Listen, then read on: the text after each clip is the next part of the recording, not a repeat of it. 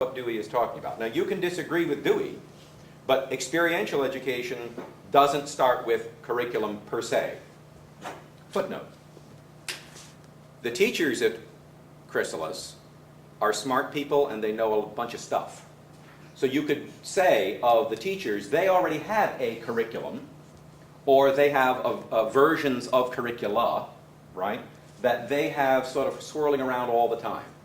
And it might be that in the process of as a student asking a question, ding, ding, ding, ding, ding, the teacher, remember, as guide, might be able then to guide the student into a project or a question or a series of creative art, whatever, that would then advance what it is that we're talking about as curriculum. There's another way of putting it. It's called ex post facto curriculum, after the fact curriculum, pardon me, it's after the fact curriculum, which is you do the stuff, you learn bunches of stuff, and then you write it all down. Here's what I've done today. And if you do that over a long period of time, you will have done more on a Deweyan view than if you start with the curriculum itself. Why? Because if I start with the curriculum, I'm already yawning.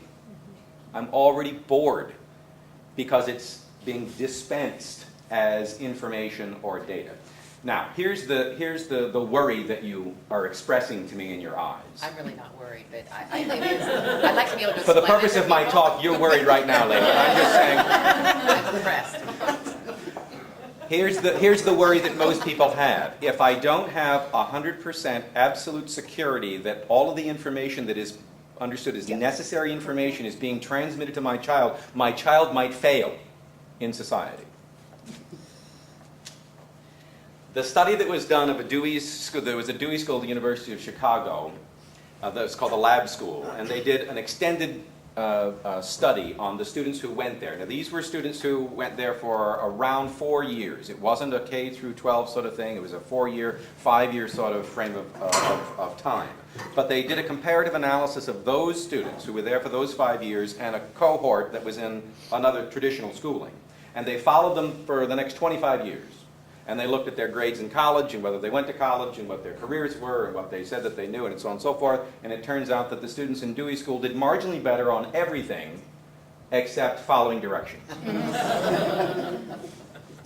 And then they were close, but they outperformed, if you want to do this sort of backward narrative or backward evaluation, they outperformed their cohorts in traditional school, where you've got all the security in knowing that we're dispensing to you the necessary information that you're supposed to know. It presumes that I already know what this stuff is. Am I really supposed to be clairvoyant? Are you really seriously expecting me to know what's going to happen in 5 years? I find it the definition of, some sort of psychosis. I don't get why people are so concerned, especially because there's no demonstration or proof that what is going on in most traditional schools is actually yielding the kind of stuff that they say is going to be working anyway. That's true. Yeah. Have you talked about graduation rates anywhere? Yeah, especially in Georgia. I mean, well, it isn't, but it isn't. With due respect, it's not just Georgia. I mean, there are many states in which you've got a narrative of traditional. I'm going to call it traditional education. We can call it other things if we want, but traditional education having individuals critique the school systems and say that they're failing, and the corrections are more traditional expectations. Yeah. Again, there's an illogicality to the whole thing that I find maddening. But again, that's just me. Other questions, sir? So does the line of thought help in constructing the balance between habit ones and habit twos? There isn't a balance. There should be an imbalance, and the imbalance should be toward habit two. Now, if I put it differently, if I could take your words and twist them a little bit, he did talk about something called flux or fluctuation, so that you're sort of back and forth, but the real purpose of your being is down here. Think of your day. If your day is primarily this, sorry for you, right? Now, this is important to have, but the thrust should be toward habit two. And I'm just using these as sort of two markers. We can tease it out into 3 or 4 different ways as well and talk about levels and substance and what have you. But just to be as clear as I possibly can, the habit 1 stuff is inordinately what goes on. And if it's said differently, it's inordinately what gets privileged. Right? Raising your hand, putting the period at the end of the sentence is habit 1. And due respect to all of you that put the period at the end of the sentence, you didn't demonstrate any independence of thought. So the question might be, is the purpose of school to develop independent thought on the part of children, students, teachers, parents? If yes, here we are. If no, then there are a number of schools in the area that... Yes, ma'am. The And then two back up. groups of students, the lab and the other, Yeah. did they test them on who was a better problem solver? They probably didn't use that terminology, but they did talk about those who were able to successfully navigate higher education. Not that that necessarily means problem solving, but then also they looked at careers and longevity in careers. There are all sorts of questions you can raise about the study, by the way. At the time, longevity in one's career was like the standard or the norm. We're talking about the 1920s. Right. Now, it would be a very different kind of a study that we'd have to do.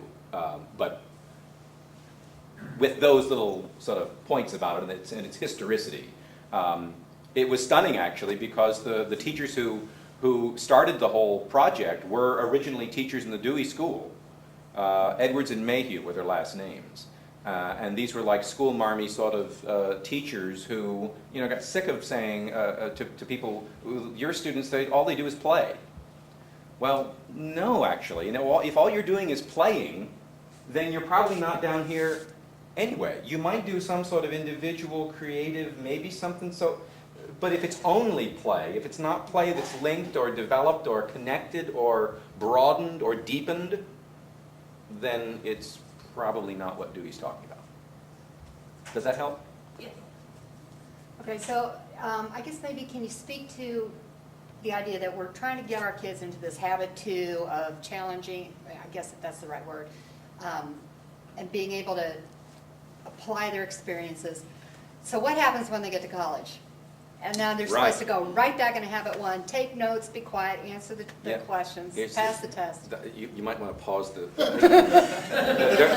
dirty little secret about higher education is that those who have this Yeah. do far better than anybody doing Do the they habit really? 1. Oh, Because that's my fear, is my kid will be all creative and ready to challenge anything that's I coming would his way. bracket the idea of creative. You know. I would bracket it and I would put it with intellectual, Okay, yeah. and I would put it Okay. with pleasant, and I Yeah. would put it with socially responsible, and I would wrap it all up Yeah. and say that total That's part of package it. is what we're talking about Yeah, here. okay. We're not talking about just Just- creativity yeah. or just intellectualism, or it's got to be a holistic package. And if it isn't holistic, then you're not anywhere near here, and you're not going to be you're not going to be linking educative experiences Right. together there either. Okay. So again, let me restate the concern. It's a long-standing one. My kid's going to get on to college, and if he goes through all this or she goes through all this, how will they be able to do in college? They're going to do a lot better than you think. That's all I wanted to know, thank you. Yeah, that's right. That's, yeah. Right? Mhm. Now, She has a policy, if they get kicked out of college, they come live with